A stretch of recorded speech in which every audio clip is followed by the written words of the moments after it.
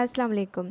आज हम सॉल्व कर रहे हैं Aga Khan university examination board class 9th examination April में 2018 मैथमेटिक्स पेपर 1 के remaining questions. Before proceeding to the video, please like, share and comment the video and subscribe to my channel. Let's get started. Question number 17. If A ratio B is proportional to C ratio D, then according to componendo property. Question में componendo property के accordingly इस ratio को हम कैसे लिख सकते हैं? तो कंपोनेंडो प्रॉपर्टी को ऐसे लिखते हैं कि A ratio B is equal to C ratio D। Then ये जो सेकंड एलिमेंट होता है हर रेशो का, यानी कि A रेशो B का B और C रेशो D का D, C रेशो D का D, ये हम ऐड करते हैं फर्स्ट एलिमेंट के साथ, यानी कि हम लिखेंगे A plus B then ratio B is equal to C plus D then ratio D। This is the componendo property. तो इसका आंसर 17 का A होगा। Question number 18. Ali bought an efficient washing machine that saves 10 gallons of water per load. How many gallons of water will he save if he washes 15 loads of laundry? इस question में पूछ रहा है कि अली ने एक efficient washing machine ली है जो पर लोड यानी कि एक लोड पे 10 गैलन्स ऑफ वाटर सेव कर रहा है। अगर Ali 15 loads of laundry wash करे तो कितने गैलन्स ऑफ वाटर वो सेव कर सकता है? तो इस रेशो में हम प्रोपोर्शनलिटी बनाएंगे दो रेशोज़ की, दैट इज़ कि हम लिखेंगे 10 गैलन्स वो सेव कर रहा है पर लोड के साथ, जो कि इक्वल होगा कितने गैलन्स वो सेव कर सकता है अगर वो 15 लोड्स ऑफ लॉन्ड्री वॉश करे। तो ये 10/1 इक्वल टू x ओवर 15। तो x के आंसर के लिए ये 15 इधर जाके मल्टीप्लाई हो जाएगा। 10 × 15 इज़ equal to 150। 150 gallons of water वो अली सेव कर सकता है। D, option D is the correct answer. Question number 19. If P is a 1/3 matrix and Q is a 3/1 matrix, then which of the following represents a matrix of order 1/1?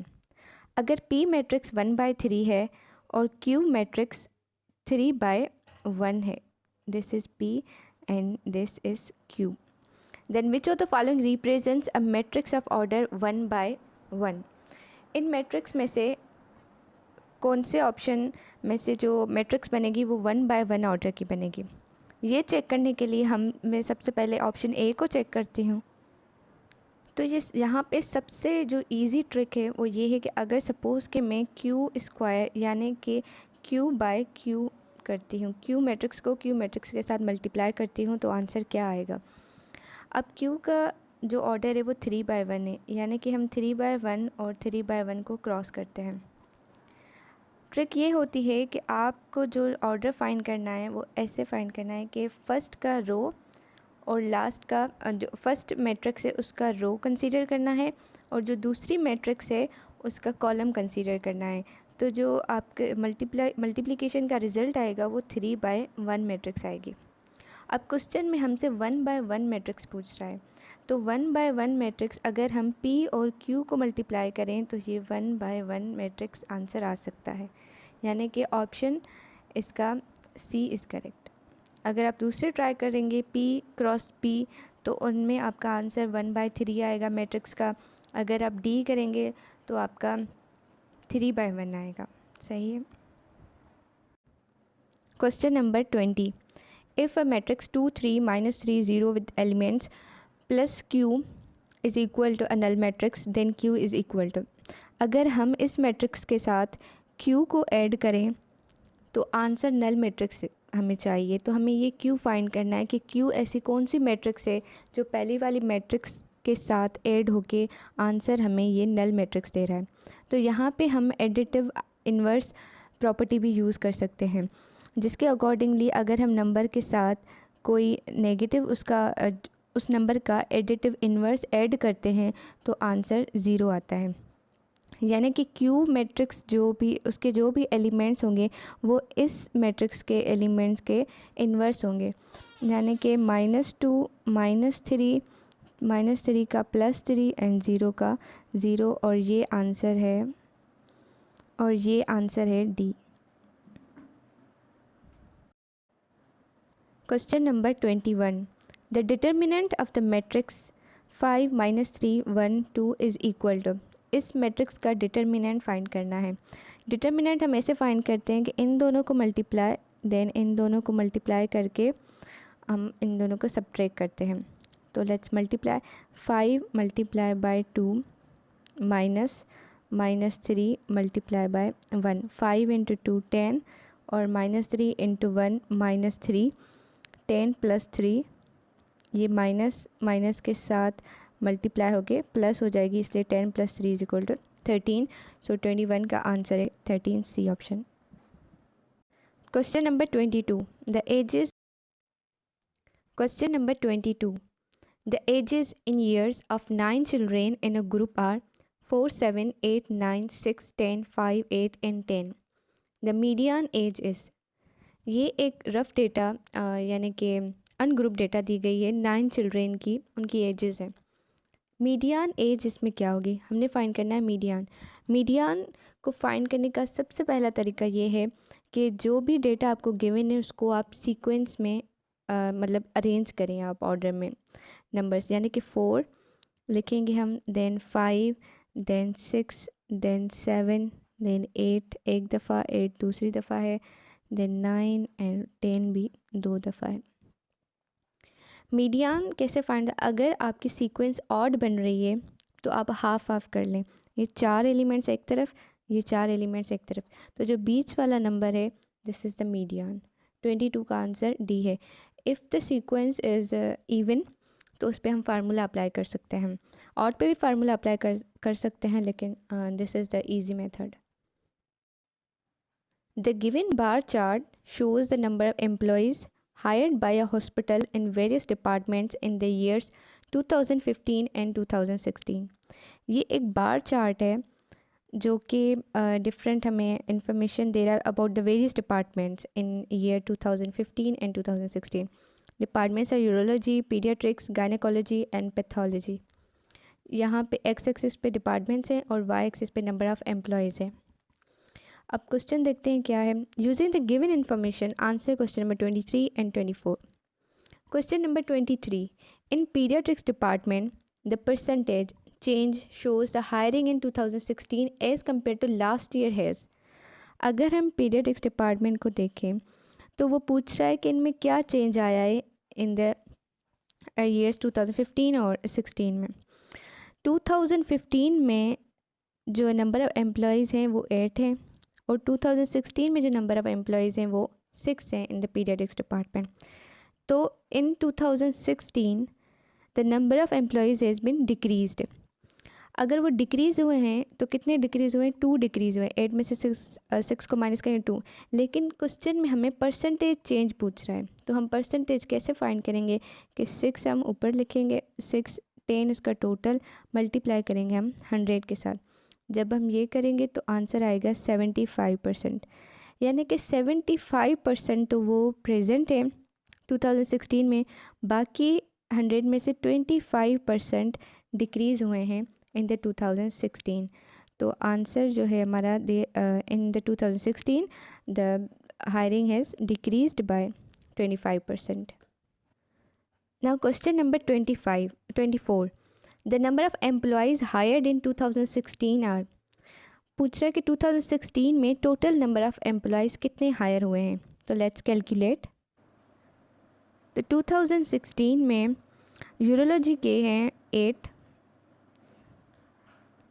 Then paediatrics के हैं 6, then gynaecology के हैं 7 and pathology के हैं 2। इन सब का सम होगा 23। तो let's get back to the options. 23 is the right answer. Question number 25, in the given triangle ABC the side BC is equal to. ये एक ट्राइंगल है ABC, इसमें हमसे BC ट्राइंगल की साइड पूछ रहा है। ऑप्शंस में वेरिएबल्स हैं, नंबर्स नहीं हैं, तो हमने वेरिएबल के अकॉर्डिंग ही आंसर देना है। तो सबसे पहले हम क्या करेंगे कि एंगल्स और साइड के रेशोज़ डिटरमाइन करके हम साइड फाइंड करेंगे। बी एंगल है 120 डिग्री और ए एंगल है 30 डिग्री, सी एंगल हमें नहीं गिवन, तो सी को सबसे पहले फाइंड करेंगे। सी को फाइंड करने के लिए हमें पता है कि ट्राइंगल का सम 180 डिग्री होता है, तो 120 + 30 is equal to 150 degree. Then अगर हम इसको 180 में से माइनस करेंगे तो सी का आंसर 30 डिग्री आ जाएगा। Let's remove this. तो अब हमारे पास ए भी 30 डिग्री है और सी भी 30 डिग्री है। This both angles are equal. एक थ्योरम होता है कि अगर किसी की एंगल्स इक्वल हैं तो उनकी अपोजिट साइड्स भी इक्वल होंगी, यानी कि अगर ए की एंगल 30 डिग्री है तो ए के अपोजिट साइड दिस इज़ वो उतनी होगी जितनी सी की एंगल की अपोजिट साइड है। अब सी की 30 डिग्री एंगल की अपोजिट साइड है ये छोटी वाली ए, तो ए जो 30 डिग्री है उसके अपोजिट साइड जो कि बी सी हमें फाइंड करनी है उसकी बी साइड ए ही होगी, तो इसलिए 25 का आंसर बी होगा। Question number 26, in the given diagram the side A B is equal to. इस डायग्राम में साइड ए बी किसके इक्वल होगा। अब हमें गिवन है एक पी क्यू लाइन, जिसको हम कह सकते हैं कि ये परपेंडिकुलर बाइसेक्टर है, क्योंकि पी क्यू ए बी के साथ एंगल 90 बना रहा है। तो P Q is a perpendicular bisector of the side A B, और बाइसेक्टर का काम ये होता है कि उस अगली साइड को इक्वल पार्ट्स में डिवाइड करना। तो अगर क्यू भी 3 सेंटीमीटर है तो ए क्यू भी 3 सेंटीमीटर होगा। तो अगर ए क्यू 3 सेंटीमीटर है, क्यू भी 3 सेंटीमीटर है, तो total A to B 6 centimetre के इक्वल होगा, यानी कि 26 का answer C. Question number 27, in the given diagram D and E are the mid points of the side A C and B C respectively. If A B is equal to 4x, D E is equal to 16 centimetre and E C is equal to 40 centimetre, then the value of x is equal to. अब एक theorem है उसके according D E जो line given है हमारे पास, जो कि mid points को जो कि ए डी जो पॉइंट है वो ए और सी की मिड पॉइंट है, और जो ई पॉइंट है वो ए और बी की मिड पॉइंट है। तो ये D E line A B line से पैरेलल है और ए बी लाइन के हाफ इन मेजरमेंट होगी।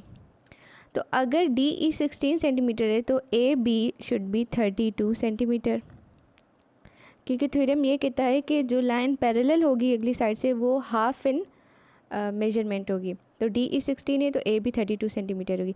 तो अगर ए बी 32 सेंटीमीटर है और यहाँ पे गिवन है 4x, तो 4x is equal to 32 centimetre, तो हम x को अलग कर सकते हैं, यहाँ से 4 डिवाइड होगा तो ये 32 divided by 4 is equal to 8 is the correct answer. In the given diagram, the line XY bisects the line segment AB. If the length of AB is a centimeter, then the length of OA is equal to XY line bisect कर रही है AB को। Again this is a bisector, तो bisector हमेशा line को 2 equal parts में divide करता है। अगर A और B पूरी A सेंटीमीटर है तो OA भी हाफ होगी, half of A, and O A B half of A होगी, यानी कि A/2 28 का answer B. Question number 29, for the given triangle A B C which of the following is true. इस triangle के लिए कौन सी स्टेटमेंट ट्रू है। इस ट्राइंगल में हमें साइड्स दी गई हैं। A B side is equal to 2 centimetre, B C side 3 centimetre and A C side 4 centimetre. इन साइड से हमें ये पता लगता है कि जिस की साइड ज़्यादा होती है उसके जो अपोजिट एंगल होती है वो भी ग्रेटर एंगल होती है, यानी कि अगर ए सी साइड 4 सेंटीमीटर है तो ए सी के अपोजिट एंगल बी है, तो angle B should be the greatest angle. और ए बी साइड 2 सेंटीमीटर है तो ए बी के अपोजिट एंगल सी है, तो angle C should be the least angle. तो इससे हम स्टेटमेंट ए में करेक्ट हो रही है कि angle C is the least, और फिर angle A then angle B is the greatest. Question number 30, In the following figure, BD is an angle bisector of angle ABC. If AB is equal to 2 cm, BC is equal to 6 cm and CD is equal to 3 cm, then the length of AD is. यहाँ पे हम ratios लगा के find कर सकते हैं कि अगर हमने AD को x के इक्वल रख दिया तो हम इन दोनों साइड्स को एक रेशो में लिखेंगे और इन दोनों के एक रेशो में 3/x इज़ इक्वल टू 6/2। तो ये 2 और 3 6 हो जाएंगे और ये 6x हो जाएगा, तो 6/6 डिवाइड होके x is equal to 1 answer. तो 30 का आंसर ए। यहाँ पे हमने इस पेपर के तमाम क्वेश्चंस को सॉल्व कर लिया है। Thank you for watching. मिलते हैं नेक्स्ट वीडियो में। टिल देन अल्लाह हाफ़िज़।